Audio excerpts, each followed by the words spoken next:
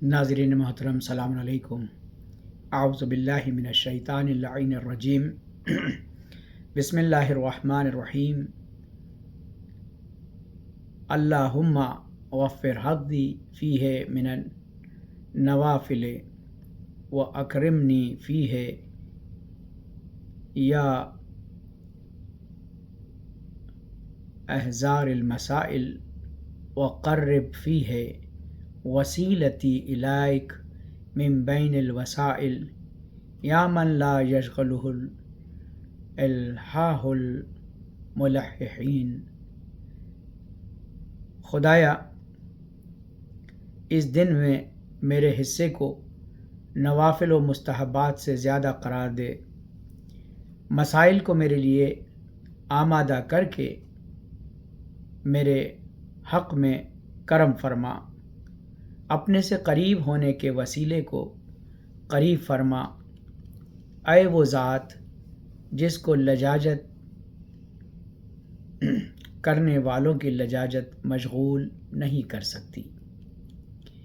अज़ीज़ान गिरामी, आज की इस दुआ के जो 28 रमज़ानुल मुबारक की दुआ है, उसके अहम मौज़ूआत जिन्हें हमारे इमाम ने आज की दुआ का मौज़ूए सुखन करार दिया है, 3 अहम बातों का बयान किया गया है। ज़्यादा से ज़्यादा मुस्तहबात को बजा लाने की तौफ़ीक़ की दुआ की गई है। दूसरा, मसाइल और हालात को अपने हक़ में आमादा और साज़गार बनाने की दुआ की गई है। और तीसरा, तमाम वसाइल में से खुदा तक पहुँचने के वसीले को अपने से करीब करने की दुआ की गई है। पहला फ़िक्रा आज की दुआ का, अल्लाहुम्मा वफ़्फ़िर हज़्ज़ी फ़ीहि मिनन नवाफ़िल। नवाफ़िल से मुराद क्या है? नवाफ़िल नाफिला की जमा है और नाफिला माद्दाए नफल से है। लुग़वी एतबार से जिसके माना अफ़ज़ाइश और बढ़ाने और इजाफ़े के होते हैं। इसी से अनफ़ाल भी है और इसी नाम से कुरान करीम में एक सूरा भी है जिसमें जंगे बद्र से मुताल्लिक़ आयात हैं। अनफ़ाल से मुराद वो माल और वो सरवत जो अपने साज़ो सामान पर इजाफ़ा हो, यानी वो माल और वो सरवत जो इंसान की अपनी मिल्कियत ना हो बल्कि जंग में माल गनीमत के तौर पर हाथ आई हो, या वो जंगल और सहरा जिसका इंसानों में कोई भी मालिक ना हो। मुख्तसर ये कि नफल से इजाफ़ा और ज़्यादती को कहते हैं। इसी तरह इबादत में उन इबादतों को नवाफिल कहते हैं कि जो वाजिबात पर इजाफ़ा हों, यानी वाजिबात से हटके और अल्लाह से करीब करने का वसीला हों। लिहाजा इत्माम मुस्तहबाब नवाफिल के हुक्म में है, चूँकि ये सब वाजिबात पर इजाफ़ी इबादत होती हैं। नवाफिल और वाजिबात में इम्तियाज़ी फ़र्क ये है कि वाजिबात उन उमूर को कहा जाता है जिनका अंजाम देना बंदे मुकल्लफ़ पर वाजिब है और तर्क करने की सूरत में अज़ाब इलाही का मुस्तहक़ इंसान बनता है। मगर नवाफिल और मुस्तहबात वो उमूर हैं जिनके अंजाम देने से बंदे मुकल्लफ़ अल्लाह के पास जज़ा और सवाब का मुस्तहक़ होगा, मगर तर्क करने की सूरत में उसके लिए कोई अज़ाब नहीं होगा। लिहाजा उलूहियत वाजिबात को है, इसीलिए मौलाए मुत्तक़ियान हज़रत अली अलैहिस्सलातु वस्सलाम इरशाद फरमाते हैं कि जब भी नवाफिल मुस्तहबात वाजिबात को नुक़सान पहुँचाएँ تو ایسی صورت میں نوافل کو چھوڑ دیں، لیکن اس سے ہرگز یہ مراد نہیں ہے کہ آپ مستحبات کو ترک کرنے کے لیے واجبات کو بہانہ قرار دیں۔ نوافل اور مستحبات کا ثواب واجبات سے زیادہ ہے، چونکہ ان کا بجا لانا اللہ سبحانہ و تعالیٰ کی جانب سے لازم اور فرض نہیں ہے، لہٰذا اجر بھی زیادہ ہے، اور احادیث معصومین میں مستحبات کو بجا لانے کی بڑی تاکید بھی کی گئی ہے۔ قرآن کریم میں نوافل کا ذکر، وَمِنَ اللَّيْلِ وَتَحَجَّدْ بِهِ نَافِلَةً لَكَ عَسَىٰ أَن يَبْعَثَكَ رَبُّكَ مَقَامًا مَحْمُودًا۔ اے رسول، اور رات کا ایک حصہ قرآن کے ساتھ بیدار رہنا یہ آپ کے لیے اضافہ خیر ہے، ان قریب آپ کا پروردگار مقام محمود کی اس منزل کو آپ کے لیے معین کرے گا۔ آیہ کریمہ میں تہجد سے مراد نیند کے بعد بیدار ہونا ہے، اور نماز شب کو نماز تہجد اسی لیے کہا جاتا ہے کہ بندہ مومن رات کی ابتدائی حصے میں سو جاتا ہے، اور پھر وہ نماز تہجد کے لیے صبح کے وقت سے پہلے نماز شب پڑھنے کے لیے بیدار ہوتا ہے۔ لہٰذا نماز کو نماز تہجد کہتے ہیں، اور مذکورہ آیہ کریمہ میں نافلہ تہجد سے مراد نماز شب ہے، نائٹ پریئر ہے، اور مقام محمود سے مراد وہ مقام و منزلت ہے جس کی حمد و ستائش کی گئی ہے۔ آیت میں محمود مطلق ذکر ہوا ہے، یعنی مقام محمود اس مرتبہ اور منزل کا نام ہے جو خدا اور تمام بندوں کی جانب سے ستائش شدہ ہو۔ نماز شب کی فضیلت کو بیان کیا گیا ہے، کہتے ہیں کہ جیسا کہ مذکورہ آیہ کریمہ میں واضح ہے کہ رات کے ایک حصے کو نماز شب کے لیے قرار دینے کا حکم ہے، اگرچہ آیہ کریمہ میں خطاب پیغمبر اکرم صلی اللہ علیہ وسلم کی ذات سے مخصوص ہے، لیکن دوسروں کے لیے نماز شب مستحب ہے، اور نماز شب پڑھنے کا نتیجہ اللہ کی جانب سے مقام محمود عطا ہونا ہے، اور یہ ہر ایک کے لیے اس کی عبادت اور اطاعت کے مطابق عطا ہوتا ہے۔ رسول خدا صلی اللہ علیہ وسلم کے لیے مقام محمود مقام شفاعت ہے، چونکہ قیامت کے دن سبھی کی یہ خواہش ہوگی کہ رسول صلی اللہ علیہ وسلم اس کی شفاعت کریں، اور مقام محمود مقام و منزلت ہے کہ جس کی حمد اور ستائش اور تعریف کی گئی ہے۔ اسی لیے روایات میں بھی وارد ہوا ہے کہ جو بندہ نماز شب پڑھتا ہے خدا اس سے قریب ہوتا ہے، اور وہ لوگوں کی نگاہ میں بھی محترم اور معتبر قرار پاتا ہے۔ لہذا عزیزان گرامی، یہ جو دعائیں ہر ماہ مبارک رمضان کی دعائیں جو ہمارے ائمہ سے منقول ہیں، اس میں ہمیں اللہ سے کیا مانگنا ہے اپنی دعاؤں میں، اس کو بہت ہی اچھی طرح سے بیان کیا گیا ہے۔ والمستغفرین بالاسحار، اور سحر کے اوقات میں استغفار کرنے والے ہیں، یعنی مفسرین نے اس آیہ کریمہ کی تفسیر یوں کی ہے کہ اس آیت میں المستغفرین بالاسحار سے مراد جو ہے وتر نماز شب کی آخری رکعت کے ہیں، جو قنوت میں استغفر اللہ کا بکثرت ذکر کرنے والے افراد میں، چنانچہ ابو بصیر نے حضرت امام جعفر صادق علیہ السلام سے یہ روایت کی ہے کہ والمستغفرین بالاسحار کے بارے میں سوال جب کیا انہوں نے تو مولا اس سے مراد کون ہے، تو امام نے فرمایا کہ للمصلین وقت سحر کہ جو سحر کے وقت نماز شب پڑھتے ہیں وہ مستغفرین میں سے ہیں۔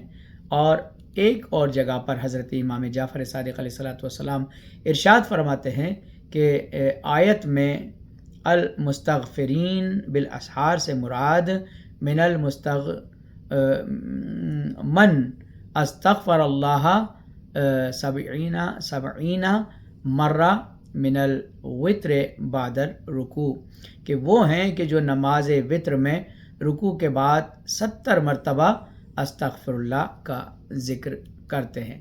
لہذا پیغمبر اکرم صلی اللہ علیہ وسلم نے حضرت علی علیہ السلام سے یہ وصیت فرمائی کہ یا علی علیک بالصلاۃ اللیل بالصلاۃ اللیل بالصلاۃ اللیل، اے علی میں آپ کو نماز شب کی تاکید کرتا ہوں، اور اس کو پھر 3 مرتبہ آپ نے دہرایا، اور پیغمبر اکرم صلی اللہ علیہ وسلم نے 3 مرتبہ اس جملے کو دہرایا۔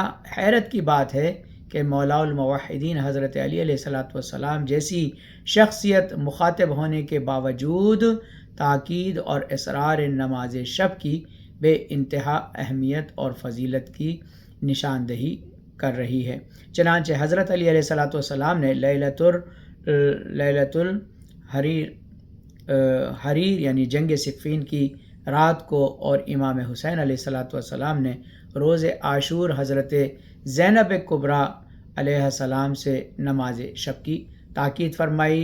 لہٰذا اہل بیت علیہ السلام سے کے ارشادات پر عمل کرتے ہوئے ہمیں نماز شب کو ترک نہیں کرنا چاہیے۔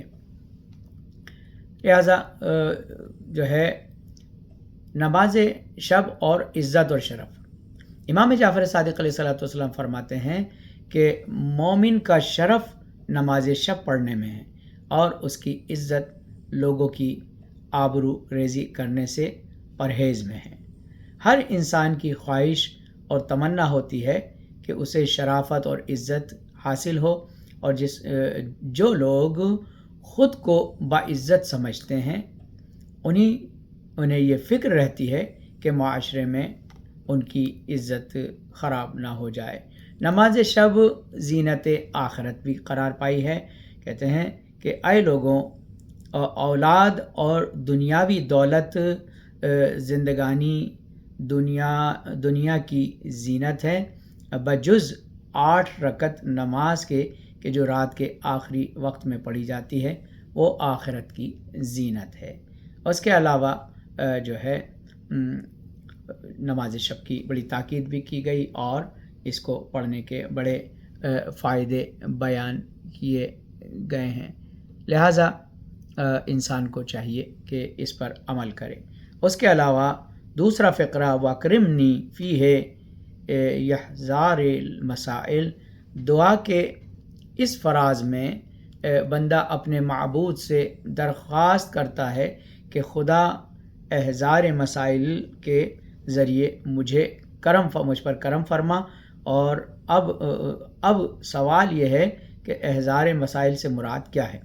احضار مسائل کہتے ہیں کہ ظاہراً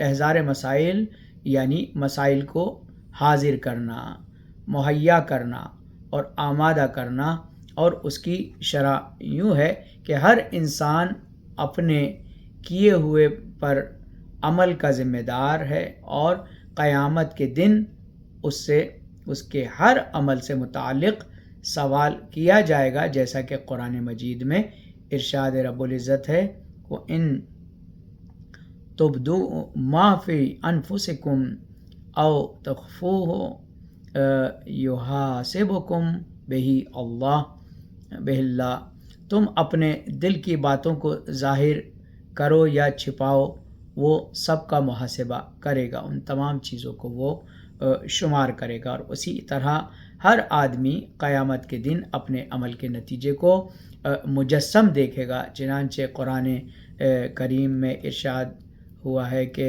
فَمَن يَعْمَلْ مِثْقَالَ ذَرَّةٍ خَيْرًا يَرَهُ وَمَن يَعْمَلْ مِثْقَالَ ذَرَّةٍ شَرًّا يَرَهُ۔ یرا کہتے ہیں دیکھنے کو، کہ اگر کسی نے ذرہ برابر عمل نیک انجام دیا ہے تو وہ بھی اسے دیکھے گا، اور ذرہ برابر عمل بد انجام دیا ہے تو اس کا بھی وہ مشاہدہ کرے گا، اس کو بھی وہ دیکھے گا۔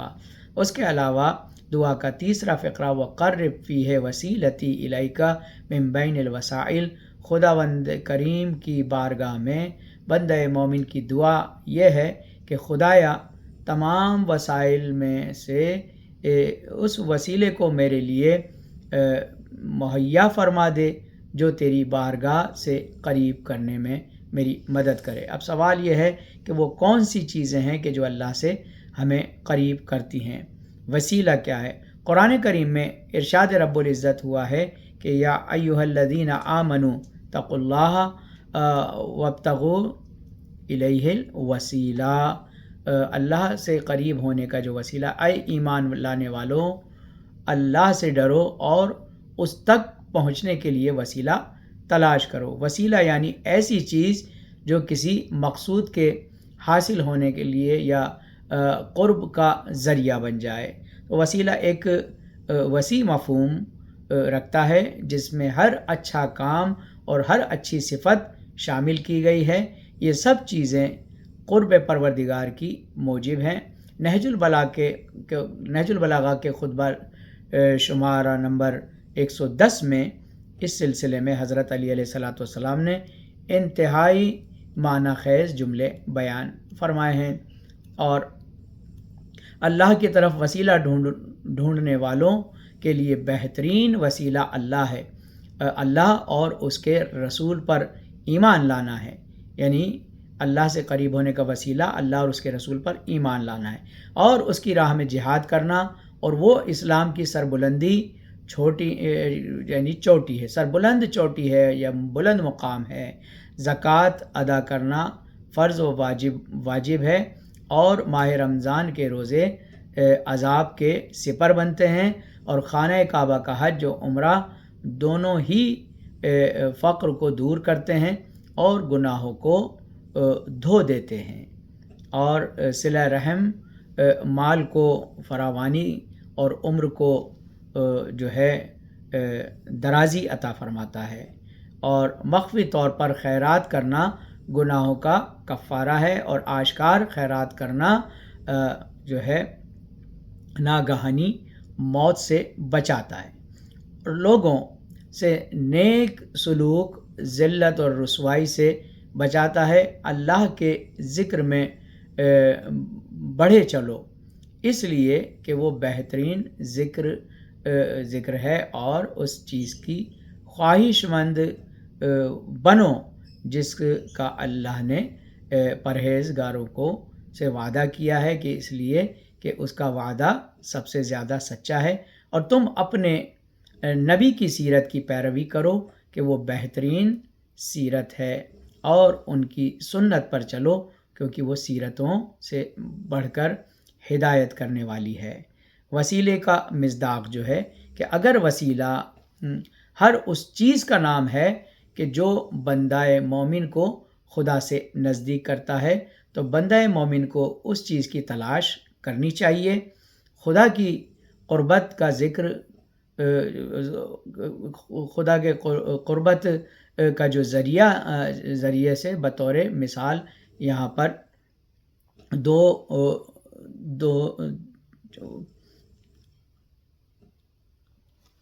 چیزوں کا ذکر آپ کی خدمت میں عرض ہے۔ پہلا اطاعت، اور اطاعت خدا اور رسول، یعنی نہج البلاغہ کے مذکورہ خطبے سے واضح ہے کہ خدا تک پہنچنے کا بہترین وسیلہ خدا اور اس کے رسول پر ایمان لانا ہے۔